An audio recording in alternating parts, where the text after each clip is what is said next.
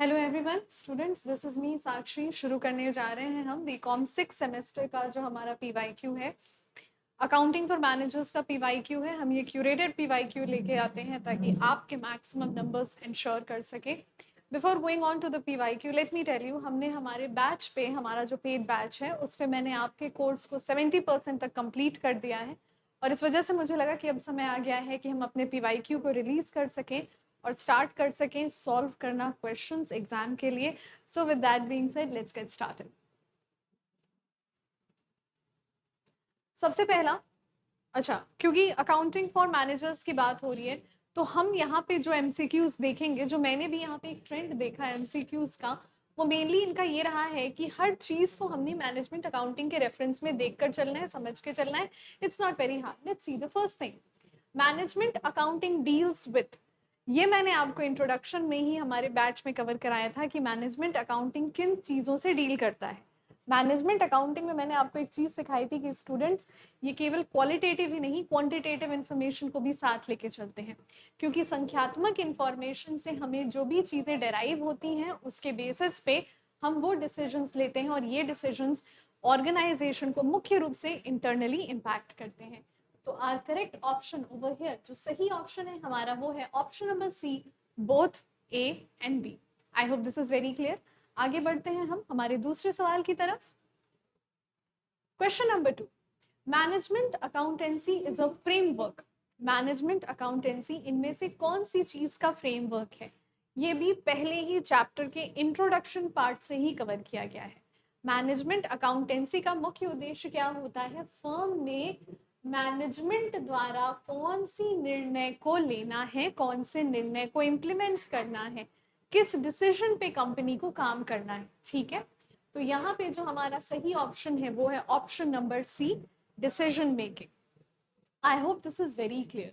और अगर आपको इसको समझने में थोड़ी समस्या आ रही है तो थोड़ी मेहनत तो करनी पड़ेगी, बैच लेना पड़ेगा जिसमें आपको ये सारी चीज़ें नोट्स के साथ, एक्सप्लेनेशन के साथ मैंने डिटेल में कवर कराई है। तो ये जो मैनेजमेंट अकाउंटेंसी होता है, ये डिसीजन मेकिंग की प्रक्रिया के लिए मेनली इन्वॉल्व किया जाता है। आगे बढ़ते हैं इसमें। The cost can be classified as, हमारा जो कॉस्ट होता है मैनेजमेंट अकाउंटेंसी के, मैनेजमेंट अकाउंटेंसी में काफ़ी बार हमारे सामने ऐसे भी क्वेश्चंस आते हैं जो मेनली कॉस्ट को कवर करते हैं। और कॉस्ट की अगर हम यहाँ पे बात कर रहे हैं तो हो क्या रहा है हमारे साथ, कॉस्ट अकाउंटिंग, जो कि किसी फैक्ट्री में काम करने को हम कहते हैं। कॉस्ट अकाउंटिंग में मैनेजमेंट अकाउंटिंग कि काफ़ी इंफॉर्मेशन और काफ़ी फिनोमेना काम आते हैं, क्योंकि जिन एंटिटीज़ में, जिन यूनिट्स में एक फैक्ट्री भी होती है और एक फैक्ट्री का भी काम होता है, ऐसे यूनिट्स के लिए, मैनेजमेंट के लिए केवल फिनेंशियल अकाउंटिंग यानी कॉस्ट अकाउंटिंग का भी ज़रूरत पड़ता है। ठीक है, तो इस वजह से ये जितने भी हेड्स आप देख रहे हैं, ये सारे मैनेजमेंट के निर्णय को कहीं ना कहीं जाके इम्पैक्ट डालते हैं। तो यहाँ पे जो हमारा सही ऑप्शन है that is all of the above. आगे बढ़ते हैं इसमें। An example of fixed cost is, fixed cost का क्या एग्जाम्पल है स्टूडेंट्स? दो तरह के कॉस्ट होते हैं हमारे पास, fixed cost, variable cost.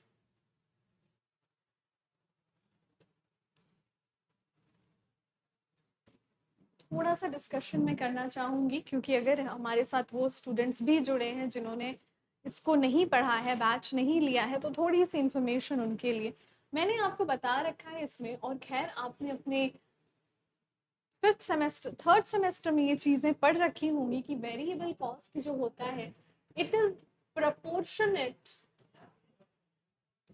To production. Proportionate to production बोलने का क्या मतलब?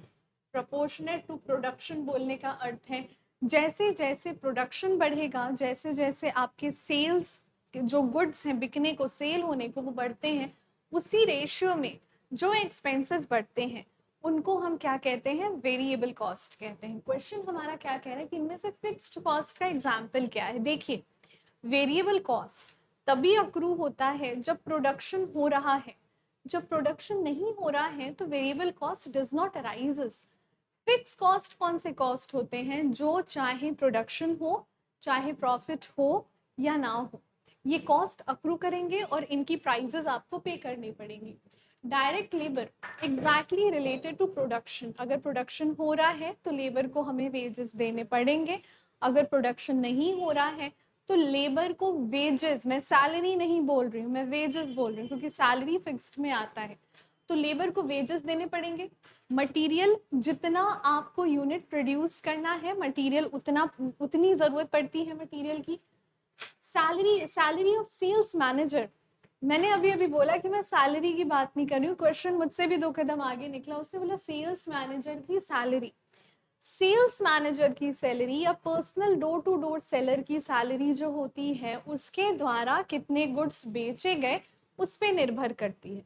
हमारे पास बस एक चीज है जो वेरिएबल कॉस्ट की तरफ प्रोडक्शन पे डिपेंडेंट नहीं है, और वो क्या चीज है? Chargeable expense. चार्जेबल एक्सपेंस जैसे कि आपके बिल्डिंग का रेंट, आपके बिल्डिंग के इलेक्ट्रिसिटी का बिल, ये जो चीजें होती हैं ये पूरी तरह से चार्जेबल एक्सपेंसेस में आती हैं। यानी कि इन एक्सपेंसेस को हम क्या करते हैं, हमारे बिजनेस में प्रोडक्शन हाउसेस के अनुसार, ये आपके प्रोडक्शन पे ना डिपेंड करके, आपके बिजनेस अगर है तो रेंट देना है, अगर बिजनेस है तो बिजली का बिल देना है। बिजली वाले आपसे ये नहीं पूछते हैं कि इस बार प्रॉफिट हुआ है तो ही पैसे दो, ऐसा नहीं होता है, right? If you are using the electricity they will take the bill. आगे बढ़ते हैं इसमें। Question number 5. The method used to assess real cost of providing an individual customer is, जब किसी इंडिविजुअल कस्टमर को हम कोई सर्विसेज प्रोवाइड करते हैं तो उसे क्या कहते हैं? कॉस्ट बेस्ड अकाउंटिंग में we talk about the individual products, यहाँ पर हम प्रोडक्ट्स की बात करते हैं।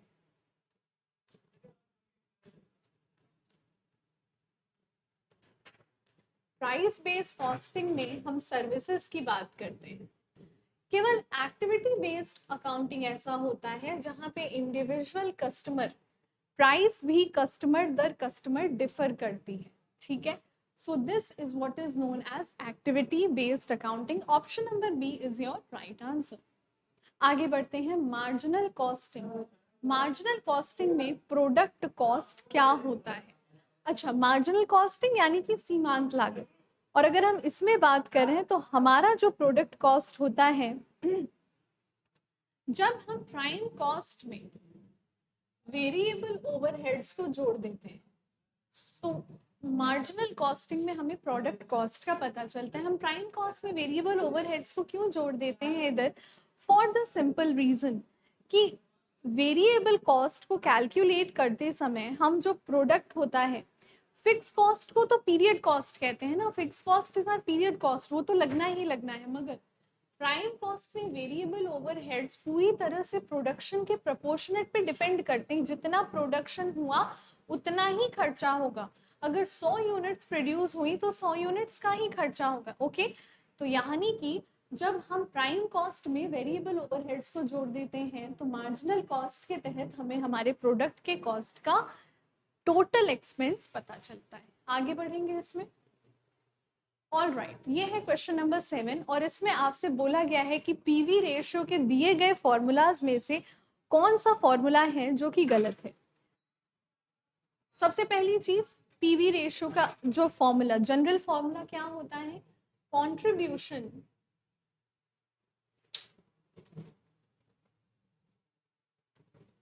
PV ratio equals to contribution upon sales into 100। अब कंट्रीब्यूशन में, कंट्रीब्यूशन ये जो हम देख रहे हैं कंट्रीब्यूशन का भी, यानी कि ऑप्शन नंबर से ए तो हमारा सही हो गया। क्वेश्चन हमसे पूछा है गलत कौन सा है, ऑप्शन नंबर ए हमें साफ साफ दिख रहा है कि ये सही है। कंट्रीब्यूशन का एक फॉर्मूला होता है, जब हम सेल्स में से वेरिएबल कॉस्ट को घटा देते हैं तो जो हमें मिलता है वो होता है कंट्रीब्यूशन। तो यहाँ पे लगभग यही बात लिखी गई है, कंट्रीब्यूशन ना लिख के हमने क्या लिख दिया है? Sales minus variable cost. और कभी कभी ब्रेक इवन पॉइंट पे, ब्रेक इवन पॉइंट यानी वो पॉइंट जिस पॉइंट पे आकर कंपनी अपने बनाने के लागत को कवर कर लेती है, उस पॉइंट में आकर कंपनी के फिक्स्ड और वेरिएबल कॉस्ट को जोड़ देने पर कंट्रीब्यूशन की प्राप्ति होती है। तो यानी कि बी भी उसी सिनेरियो की बात कर रहा है ब्रेक इवन पॉइंट पे, जहां पर फिक्स्ड और वेरिएबल कॉस्ट मिलके कंट्रीब्यूशन बनाते हैं। यानी कि यहाँ तो कंट्रीब्यूशन साफ साफ लिख दिया है, पर यहाँ पे जो दो चीजें लिखी गई हैं वो भी कंट्रीब्यूशन की फॉर्मूला ही है। क्या गलत है इसमें? फिक्स्ड कॉस्ट अपॉन सेल्स, ये पीवी रेशियो का फॉर्मूला नहीं होता है। अकेले फिक्स्ड कॉस्ट के रेशियो पर हम कभी भी पीवी रेशियो डिटरमाइन नहीं कर सकते हैं। तो यहाँ पे जो कि क्वेश्चन आपसे पूछा है कि गलत क्या है, तो गलत है ऑप्शन डी, और क्योंकि ये गलत है इस वजह से ये हमारा सही आंसर हुआ। ठीक है, आगे बढ़ते हैं। क्वेश्चन नंबर 8 देखेंगे। Period cost means, period cost का क्या अर्थ होता है स्टूडेंट्स? अगर हम पीरियड कॉस्ट की बात करते हैं, वेरिएबल कॉस्ट जो कि प्रोपोर्शनल है प्रोडक्शन का, टोटल कॉस्ट जो कि वेरिएबल कॉस्ट और फिक्स कॉस्ट को जोड़ने से आता है, और प्राइम कॉस्ट जो आपके material plus labour plus direct overhead से आता है। फिक्स्ड कॉस्ट को ही हम पीरियड कॉस्ट या पीरियडोसिटी कॉस्ट भी कहते हैं। क्यों कहते हैं? क्योंकि इसका इनकर होना, इसका खर्चा होना प्रोडक्शन पर डिपेंड नहीं करता है। ये साल दर साल आपके बिजनेस एंटिटी के अकॉर्डिंग रहेगा, ना कि प्रोडक्शन पे। मतलब प्रॉफिट हो या ना हो, बिजनेस काम करे या ना करे, हमको ये देना पड़ता है। आगे बढ़ते हैं इसमें, क्वेश्चन नंबर 9 की तरफ रुख करेंगे। An important difference between marginal costing and absorption costing regarding the treatment of, question हमसे ये कह रहा है कि मार्जिनल कॉस्टिंग और एब्जॉर्प्शन कॉस्टिंग। अच्छा, सबसे पहली चीज कि मार्जिनल कॉस्टिंग और एब्जॉर्प्शन कॉस्टिंग में फर्क क्या होता है, डिफरेंस क्या होता है, जरा देखेंगे उसको। हमारा जो मार्जिनल कॉस्टिंग होता है, देखिए मार्जिनल कॉस्टिंग में हमारा जो प्रोडक्ट कॉस्ट होता है ना, उसको हम वेरिएबल कॉस्ट की तरह ट्रीट करते हैं, और फिक्स कॉस्ट को हम पीरियड कॉस्ट की तरह ट्रीट करते हैं। जबकि एब्जॉर्प्शन कॉस्टिंग में एग्जैक्टली इसका ऑपोजिट होता है। फिक्स कॉस्ट की ट्रीटमेंट यहाँ प्रोडक्ट कॉस्ट को होती है। तो जो मेजर डिफरेंस राइज होता है दोनों में, दो कि किस चीज़ की ट्रीटमेंट को लेकर दोनों वैरी करते हैं, वो होता है हमारा फिक्स ओवरहेड। एक में जहाँ फिक्स ओवरहेड को हम प्रोडक्ट कॉस्ट की तरह ट्रीट करते हैं, दूसरे में हम इसको पीरियड कॉस्ट की तरह ट्रीट करते हैं। जिस वजह से जो सबसे इम्पॉर्टेंट डिफरेंस क्रिएट हो जाता है दोनों फॉर्मूलाज, क्योंकि दोनों फॉर्मूलाज दो अलग डायरेक्शन में जा रहे हैं, दोनों फॉर्मूलाज नहीं, दोनों फिनोमिना दो अलग डायरेक्शन में जा रहे हैं फिक्स कॉस्ट की ट्रीटमेंट को लेकर। तो the right option will be option number D. आगे बढ़ते हैं। अब यहाँ पे हमारे पास एक बड़ा इंटरेस्टिंग सा क्वेश्चन आया। Calculate the break even point in units from the following figures. हमें यहाँ पे जो क्वेश्चन दिया गया है, इनमें से हमें ब्रेक इवन पॉइंट की असर्टेनमेंट करनी है। जो टोटल फिक्स कॉस्ट दिया है हमें स्टूडेंट्स, सबसे पहले तो हम देखेंगे कि ब्रेक इवन पॉइंट का फॉर्मूला क्या होता है। आइए, हमें जरूरत पड़ेगी इसके लिए नोट्स की।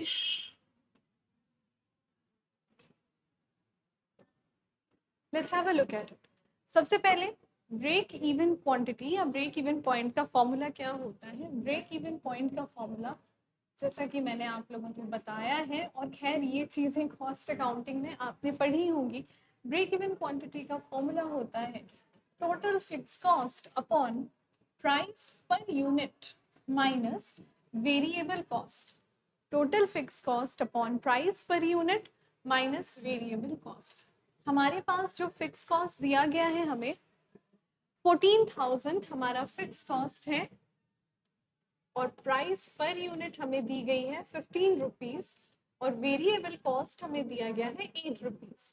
यानी कि 14,000 को जब हम 7 से डिवाइड करेंगे, 2,000 will be our break even quantity या ब्रेक इवन पॉइंट। तो आइए देखते हैं, 2000 is option number A, which is the correct option. ठीक है, आगे बढ़ते हैं। इसमें हमारा जो अगला क्वेश्चन है, आई hope this is very clear.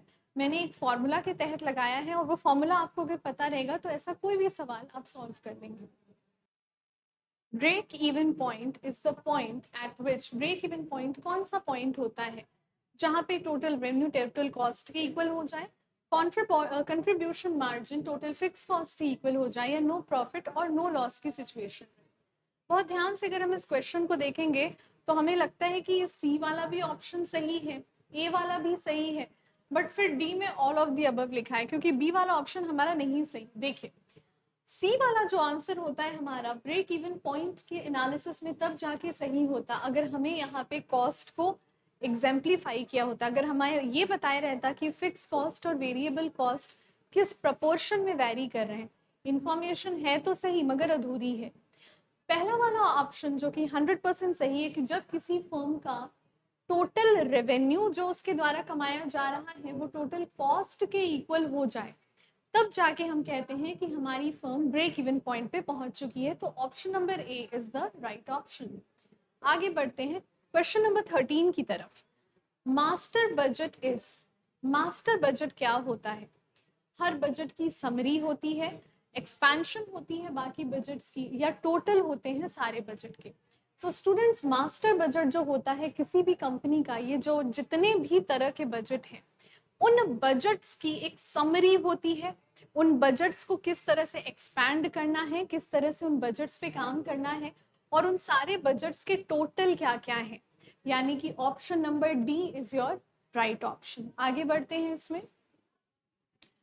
Dash is a useful tool for cost control. Short term budgets, जो किसी भी कंपनी में हम शॉर्ट टर्म बजट्स बनाते हैं, ये शॉर्ट टर्म बजट्स हमारे कंपनी में कॉस्ट कंट्रोल के लिए एक बहुत अहम रोल प्ले करते हैं। कुछ समय की कॉस्ट के लिए अगर हमें कंट्रोल करना है तो शॉर्ट यूजफुल होते हैं शॉर्ट टर्म बजट्स, क्योंकि कॉस्ट कंट्रोल जब हम करना चाहते हैं हम आने वाले कम तिथि के समयों में ये देखते हैं कि कितना कॉस्ट कंट्रोल हुआ, कितना कॉस्ट हमारे लिए एडवर्ड्स में जा रहा है, नेगेटिव में जा रहा है। Question number 15, controlling unit under budgetary control is department and per unit of product. दोनों ही सही है, पर यूनिट ऑफ प्रोडक्ट पे भी वैरी करता है और साथ ही साथ डिपार्टमेंट टू डिपार्टमेंट भी ये डिफर करता है। सो बजटरी कॉस्ट में the correct option is option number सी।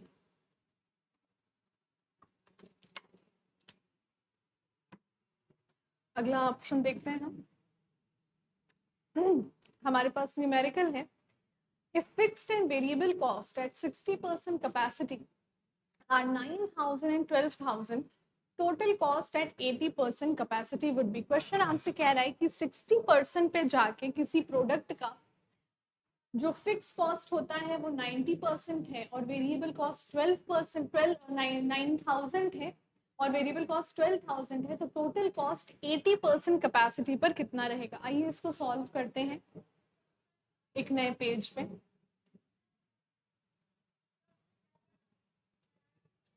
ध्यान से देखेंगे इस क्वेश्चन को स्टूडेंट्स। सबसे पहली चीज हम जो क्वेश्चन के जितने भी पॉइंट्स हैं उनको नोट करेंगे। क्वेश्चन हमसे क्या कह रहे हैं? फिक्स कॉस्ट 60% पे 9,000 है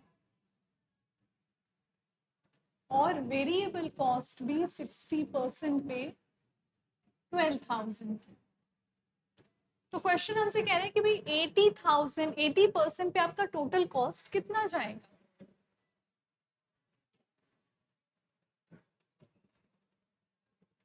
स्टूडेंट सबसे पहले आपको पता होना चाहिए जो बेसिक प्रिंसिपल है कि केवल वेरिएबल कॉस्ट चेंज होगा ना कि fix cost, because it remains the same. तो 80% कैपेसिटी पे भी अगर हम पहुंचते हैं हमारा फिक्स कॉस्ट में किसी तरह का बदलाव नहीं आएगा। तो यहाँ पे सबसे इंपॉर्टेंट चीज क्या है कि जो चेंज आता है वो केवल वेरिएबल कॉस्ट में आता है ना कि फिक्स्ड कॉस्ट में। तो इस वजह से इस चीज को मैं लिख भी देती हूँ, only variable cost and not fixed cost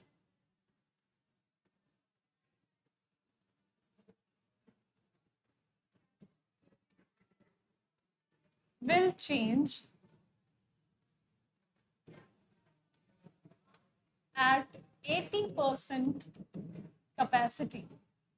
क्यों? क्योंकि फिक्स कॉस्ट हमेशा सेम रहता है। तो फिक्स कॉस्ट हमारा अगर सेम रहता है तो फिक्स कॉस्ट हमारा 9,000 ही रहेगा। हाँ, वेरिएबल कॉस्ट में वर्किंग करनी हो, बड़ी बेसिक सी वर्किंग है। तो जरा देखिएगा, अगर 12,000 पे हमारा वेरिएबल कॉस्ट 60% है तो 80,000 पे कितना हो जाएगा? 80,000 पे करने के लिए 12,000 डिवाइडेड बाय 60% इंटू 80% हम करेंगे, हमारा आंसर आएगा 16,000। 16,000 हमारा 80% पे क्या हो गया, वेरिएबल कॉस्ट हो गया। और टोटल कॉस्ट का फॉर्मूला क्या होता है, fix cost plus variable cost, यानी कि फिक्स कॉस्ट 9,000 जो कि सेम था और वेरिएबल कॉस्ट 16,000 जो हमने अभी निकाला, तो हमारा टोटल कॉस्ट आ जाता है 25,000। आई hope this is very clear. बहुत आसान सवाल था ये, कुछ करना ही नहीं था इसमें। तो यहाँ पे 25,000 हमारा option number A is the right option. ठीक है, आगे बढ़ते हैं। इसमें ये वर्किंग है, अगर आप इसका स्क्रीनशॉट लेना चाहते हैं आप इसका स्क्रीनशॉट ले सकते हैं और आगे बढ़ते हैं। क्वेश्चन नंबर 17, रिस्पॉन्सिबिलिटी अकाउंटिंग में क्या नहीं एग्जिस्ट करता है। रिस्पॉन्सिबिलिटी अकाउंटिंग क्या होती है, रिस्पॉन्सिबिलिटी अकाउंटिंग वो होती है जहां पे फर्म द्वारा जो एक्स्ट्रा प्राइजेस इनकर किए जा रहे हैं वो कहाँ किए जा रहे हैं इसका पता चलता है। इसमें हमारे 3 कॉस्ट आते हैं, प्रॉफिट सेंटर, इन्वेस्टमेंट सेंटर और एक्सपेंडिचर सेंटर। इसके अलावा कोई और सेंटर नहीं आता है रिस्पॉन्सिबिलिटी में। इन्हीं 3 सेंटर से हमें ये पता चलता है कि किस फर्म ने किस डिपार्टमेंट ने इस बार कितना ज्यादा या कितने अच्छे बजट में काम कर लिया। हमारा ये ऑप्शन ऑड वन आउट है, सेल्स सेंटर जैसा कोई भी रिस्पॉन्सिबिलिटी सेंटर नहीं होता है। So this is the right answer. आगे बढ़ते हैं। रिस्पॉन्सिबिलिटी अकाउंटिंग को और क्या कहा जाता है, प्रॉफिटेबिलिटी अकाउंटिंग भी कहते हैं, एक्टिविटी अकाउंटिंग भी कहते हैं, यानी option number D is the right answer. Profitability accounting क्यों कहते हैं, क्योंकि हमें हमारे बिजनेस के प्रॉफिट्स के होने का पता चलता है कि कितने प्रॉफिट को कंट्रोल करना, प्रॉफिट को रेगुलेट करना। और एक्टिविटी अकाउंटिंग इसलिए क्योंकि पर प्रोडक्ट, पर कस्टमर, और खासकर अगर आपकी फर्म सर्विस गिविंग है, सर्विस प्रोवाइड करती है, तो यहाँ पे एक्टिविटी अकाउंटिंग एक मेजर रोल प्ले करता है। ठीक है, आगे बढ़ते हैं। Question number 19, difference between actual cost and standard cost, students variance. कभी भी एक्चुअल कॉस्ट या स्टैंडर्ड कॉस्ट, एक्चुअल क्वांटिटी या standard quantity, actual revenue, standard revenue के बीच का जो डिफरेंस है उसे वेरिएंस कहते हैं। क्योंकि सामने सामने देख के हम नहीं बता सकते कि वो फेवरेबल होगा या एडवर्स होगा। अगर उसको हम प्रॉफिट कह देते तो इसका तो मतलब हो गया ना कि हमने उसको फेवरेबल मान लिया, कि जितना सोचे थे उससे ज्यादा कर ले गए। ठीक है, और या खर्चे के मामले में कहूँ तो जितना सोचे थे उससे कम का खर्चा हुआ। तो प्रॉफिट तो खुद में इस चीज को दर्शा रहा है कि हम फेवरेबल, अभी हमें नहीं पता है, कभी कभी ये फेवरेबल भी होता है, कभी कभी ये नॉन फेवरेबल या एडवर्स भी होता है। तो न्यूट्रल शब्द क्या है इसका, variance. Variance is the correct option. आगे बढ़ते हैं। जीरो बेस्ड बजटिंग किसके द्वारा डेवलप की गई थी, एडम स्मिथ इकोनॉमिस्ट थे, चार्ल्स हॉन्गटन मैनेजरियल फिलोसफर थे, पीटर ए फायर। पीटर ए फायर, और जी हाँ इनको फायर प्रोनाउंस करेंगे PYHERR। पीटर ए फायर ने कॉस्ट अकाउंटिंग में जीरो बेस बजटिंग की शुरुआत की थी। पहली बार इन्होंने फैक्ट्रियों में जीरो बेस बजटिंग के कॉन्सेप्ट को लगाने के लिए प्रमलगेशन किया था। आगे बढ़ते हैं। लेबर रेट वेरिएंस क्यों होता है, poor working condition, defective material, over time allowance. कुछ लेबर जो ओवर टाइम कर देते हैं वो बाकी लेबरों से अधिक पाते हैं, या कंपनी को नहीं पता होता है कि कौन ओवर टाइम करेगा और कितना ओवर टाइम करेगा। इस वजह से लेबर रेट वेरिएंस जो होता है हमारा ओवर टाइम अलाउंस देता है। आगे बढ़ते हैं। इसमें sales budget is cash budget, periodic budget, flexible budget या फिर फंक्शनल बजट। सेल्स बजट किसी भी कंपनी के लिए एक पीरियोडिक बजट होता है, क्योंकि आने वाले समय की सेल्स को हम पहले से बैठ के डिसाइड नहीं कर सकते हैं। तो सेल्स बजट एक फिक्स टाइम के लिए बनाया जाता है, एक फिक्स पीरियड के लिए बनाया जाता है। तो क्योंकि ये एक फिक्स टाइम के लिए बनाया जाता है, जिस वजह से इसको हम क्या कहते हैं, पीरियोडिक बजट। ठीक है, आगे बढ़ते हैं। इसमें question number 23, material mix variance का क्या फॉर्मूला होता है। इसमें तो हमें ऑप्शन देखने की जरूरत ही नहीं है, हमने पढ़ा हुआ है, हमने रटा हुआ है कि material mix variance equals to standard price into required standard quantity minus actual quantity. ये फॉर्मूला है, ये हमें रटा हुआ है बस जहां पे है, यानी कि standard price into required standard quantity minus actual quantity. This is the right option. ये फॉर्मूला के तहत था, इसमें तो सोचना ही नहीं है कुछ। आगे बढ़ते हैं। क्वेश्चन नंबर 24, इनमें से क्या मटेरियल यूजेज वेरिएंस का सिनोनिम नहीं है? क्वेश्चन नंबर 24 हमसे पूछ रहा है। तो देखिए भाई, क्वेश्चन नंबर 24 में मटेरियल एफिशिएंसी वेरिएंस, हम मटेरियल यूजेज वेरिएंस को मटेरियल एफिशिएंसी वेरिएंस भी कहते हैं, मटेरियल क्वांटिटी वेरिएंस भी कहते हैं। The thing over here is material revised usage variance एक बिल्कुल अलग फिनोमिना होता है। किसी प्रोडक्ट में जितना मटेरियल यूज किया गया है, जितना मटेरियल स्टैंडर्ड वे में यूज किया जाता है, अगर उतना मटेरियल पड़ने के बाद भी हमारा प्रोडक्ट बन के रेडी नहीं हो पाता है, तो हमें उसके लिए एक रिवाइज्ड एनालिसिस बनाना पड़ता है। उस रिवाइज्ड एनालिसिस में हम लिखते हैं कितना और यूनिट यहाँ पे लाया गया। तो मटेरियल यूजेज वेरिएंस का एक फिनोमिना है रिवाइज्ड यूजेज वेरिएंस। ये दो शब्द तो है, ये हमारे सिनोनिम्स हैं, ठीक है। तो which is not a synonym, material revised usage एक बिल्कुल नहीं, मतलब उसका पार्ट है, उसका सिनोनिम नहीं है, पर्यायवाची नहीं है, ठीक है। आगे बढ़ते हैं। कॉस्ट ड्राइवर्स कितने तरह के होते हैं स्टूडेंट? कॉस्ट ड्राइवर दो तरह के होते हैं। पहला होता है एक्टिविटी कॉस्ट ड्राइवर, जो इस चीज का अनुमान लगाता है कि पर कस्टमर या पर यूनिट कितनी चीजें, कितना टोटल मार्जिनल कॉस्ट खर्च हो रहा है। और दूसरा होता है रिसोर्स अलोकेटर, रिसोर्स ड्राइवर या अलोकेटर। इसमें हम उस लेबर का कॉस्ट लगाते हैं जो उस प्रोडक्ट के बेसिस पे काम कर रहा होता है। तो the correct option is activity cost driver and resource driver. आगे बढ़ते हैं। इसमें कंट्रीब्यूशन मार्जिन सेंटर को और क्या कहा जाता है? देखिए, कंट्रीब्यूशन मार्जिन सेंटर यानी वो मार्जिन सेंटर जहां से हमें ये पता चलता है कि हमारे बिजनेस में कितना सेल्स हुआ, और सेल्स को डायरेक्ट प्रोपोर्शन, सेल्स का डायरेक्ट रिलेशन किससे होता है? प्रॉफिट से। तो इस वजह से हम कंट्रीब्यूशन मार्जिन सेंटर को प्रॉफिट सेंटर भी कहते हैं। आगे बढ़ते हैं। इसमें कॉस्ट वेरिएंस इनमें से क्या इंक्लूड नहीं करता है?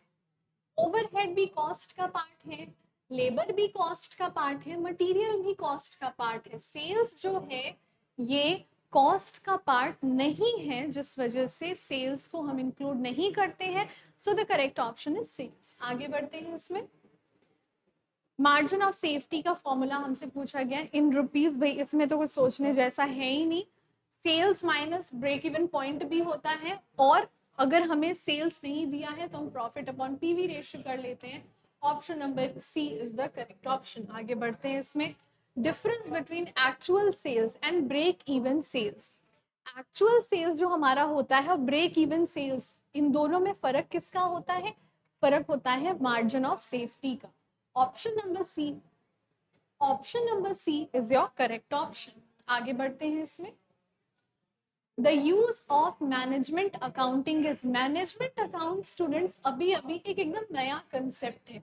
किसी कानून के तहत ये ऑब्लिगेटरी या कंपल्सरी नहीं है, तो फिर ये क्या है? ये ऑप्शनल है, ठीक है। आगे बढ़ते हैं। इसमें एब्जॉर्प्शन कॉस्टिंग को और क्या कहते हैं? एब्जॉर्प्शन कॉस्टिंग को फुल कॉस्टिंग भी कहते हैं, क्योंकि ये सारे कॉस्ट को लेकर चलता है। हिस्टोरिकल कॉस्ट अकाउंटिंग भी कहते हैं, क्योंकि इसमें जो एसेट्स और जो वैल्यूज आती हैं वो एकदम परचेज प्राइस पे होती हैं। ट्रेडिशनल कॉस्ट अकाउंटिंग भी कहते हैं, क्योंकि हिस्टोरिकल है, लंबे समय से फॉलो हो रहा है। सो इस वजह से the correct option is all of these. Question number 32, calculate contribution from the following data. आपको जो डेटा दिया गया है उसमें से कॉन्ट्रीब्यूशन निकालना है, कोई दिक्कत नहीं है। हमें क्या दिया है? सेल्स दिया है, प्रॉफिट वॉल्यूम रेशियो दिया है। आइए चलिए इस क्वेश्चन को सॉल्व करते हैं।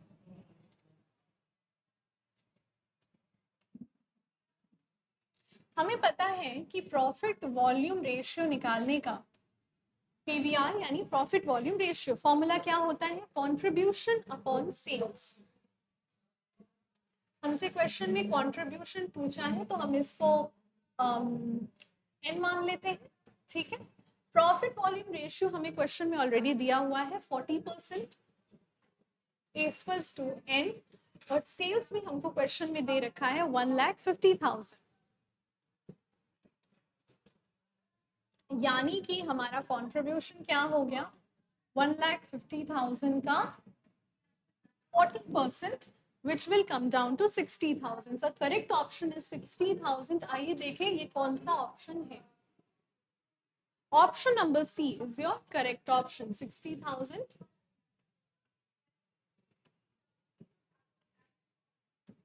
60,000 is your correct option. कैसे हुआ? सोल्यूशन आपके सामने है, आप चाहें तो सोल्यूशन की एक फोटो ले सकते हैं। All right, this is clear. आप सोल्यूशन की एक फोटो ले लीजिए। All right, moving on, next one. अब हमें दिया हुआ है क्वेश्चन नंबर 33। अगेन ये न्यूमेरिकल क्वेश्चन है, but this is very easy, इसमें कुछ भी रॉकेट साइंस नहीं है। देखिए, आपको दिया गया है स्टैंडर्ड क्वांटिटी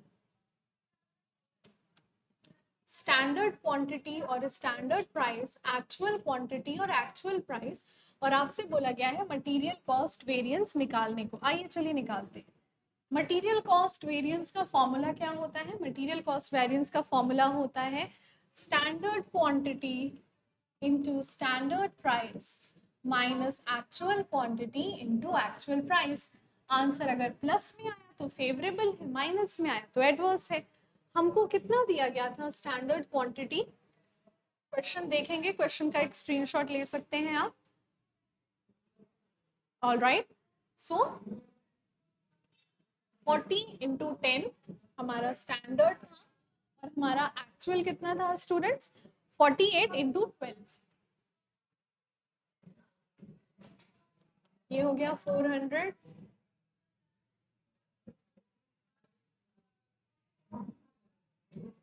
576।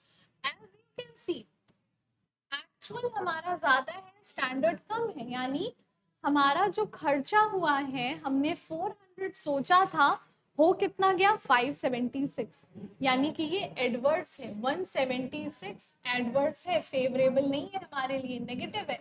कि हमने सोचा था 400 खर्च होगा, 576 हो गया, तो हमारा आंसर रहेगा इधर option number B 176 adverse. I hope this is very clear, काफी आसान था ये।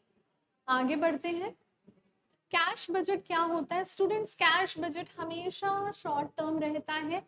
क्यों? क्योंकि हम फोकस करते हैं लिक्विडिटी ऑफ फर्म पे, और फर्म की लिक्विडिटी जो कि 12 महीने से कम के समय की रहे। तो ये कैश बजट कुछ दिनों के लिए भी हो सकता है, कुछ हफ्तों के लिए भी हो सकता है, और कुछ महीनों के लिए भी हो सकता है। तो जी हाँ, कैश बजट शॉर्ट टर्म होता है। आगे बढ़ते हैं इसमें। मैनेजमेंट अकाउंटिंग किसके लिए यूजफुल है students? Management accounting internal purpose के लिए यूजफुल है।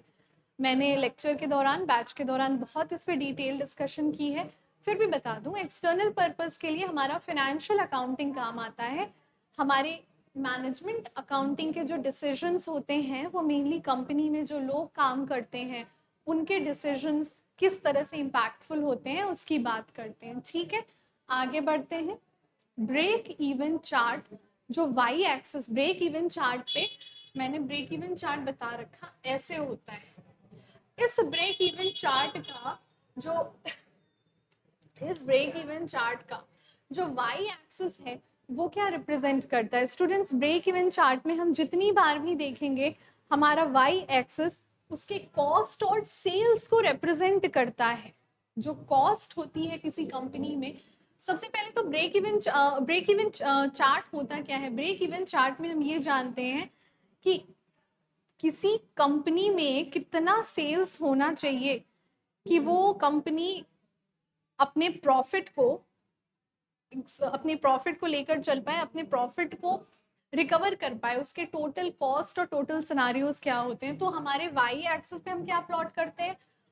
यहाँ पे हम सेल्स करते हैं, प्लॉट वाई एक्सिस सेल्स के, यहाँ पे वॉल्यूम इन सेल्स करते हैं और यहाँ पे कॉस्ट इन सेल्स करते हैं। तो the correct option is C1, cost in sales in rupees. आगे बढ़ते हैं इसमें। क्वेश्चन नंबर 31, सेल्स बजट क्या होता है? सेल्स बजट एक फंक्शनल बजट होता है। फंक्शनल बजट यानी कि सेल्स बजट का बनाना या मॉडिफाई करना या उसको ड्राफ्ट करना, ये सारा कुछ ट्रेंड के अनुसार निर्भर होता है और ये बहुत ही डायनेमिक होता है।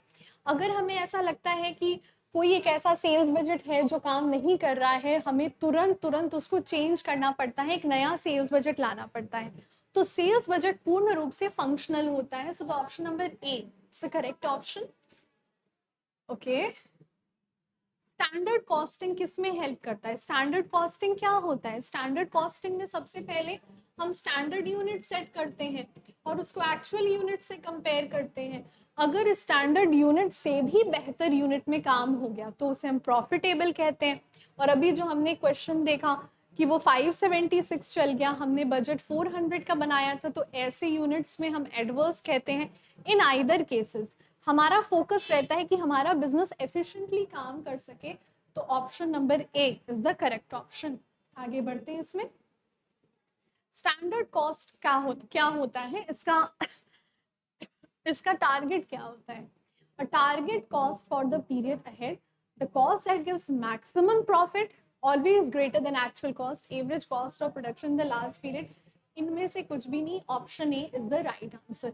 कि फिलहाल जो समय है उसमें हमें लग रहा है कि कितना कॉस्ट इनकर हो जाएगा, कितना कॉस्ट लगेगा, उसके लिए हम स्टैंडर्ड कॉस्ट रखते हैं। और अब हमसे पूछा गया कि लेबर एफिशिएंसी वेरिएंस क्या होता है? लेबर एफिशिएंसी वेरिएंस जो होता है हमें देखने की भी जरूरत नहीं है, हमें पता है लेबर एफिशिएंसी वेरिएंस यानी कि स्टैंडर्ड रेट को हम मल्टीप्लाई कर देते हैं किसमें? ये क्या हो गया? स्टैंडर्ड रेट को हम किस में मल्टीप्लाई कर देते हैं? मल्टीप्लाई कर देते हैं जो स्टैंडर्ड टाइम होना चाहिए माइनस एक्चुअल टाइम जो हमारे लेबर द्वारा लिया गया है। तो सी वाला, standard time into standard rate into standard time minus actual time work. So with this being said हमने आज अपने अकाउंटिंग फॉर मैनेजर्स के 40 क्वेश्चंस लगा लिए और ये वो 40 क्वेश्चंस हैं और खासकर न्यूमेरिकल्स भी सॉल्व कर लिए। न्यूमेरिकल्स के नंबर और कुछ हो सकते हैं मगर फंडामेंटल्स यही रहेंगे। आपने इन सारी क्वेश्चंस को सॉल्व करना है। मैं बहुत जल्द आपके सामने आऊंगी डिजिटल मार्केटिंग का पीवाईक्यू लेके। यस, डिजिटल मार्केटिंग का पीवाईक्यू लेके मैं बहुत जल्द आपके सामने आऊंगी, क्योंकि हमारी सबसे इन डिमांड प्रोजेक्ट हमारे 4th सेमेस्टर के स्टूडेंट्स के लिए एक प्यारा सा सरप्राइज जिसमें लेक्चर्स के साथ एमसीक्यूज भी होंगे। Your exams around the corner. मेहनत करिए, पढ़ाई करिए, and this is your educator Sakshi. Do take very very good care of yourselves and I will see you guys in the next one. Bye bye.